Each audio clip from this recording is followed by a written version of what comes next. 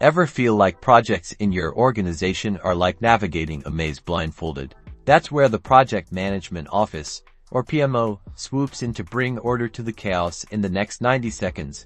We will explain what a PMO is and what purpose it serves. A Project Management Office, at its core, is a centralized department within an organization. Its main goal is to standardize project management practices. Think of it as the project management headquarters, guiding and supporting all project-related activities. The PMO provides guidance. This includes developing and implementing project management methodologies, best practices, and templates. This ensures everyone is speaking the same language and following consistent processes. This office also establishes standards. A PMO sets standards for project documentation, reporting, and governance, ensuring projects are consistently managed across the organization. This promotes transparency and accountability.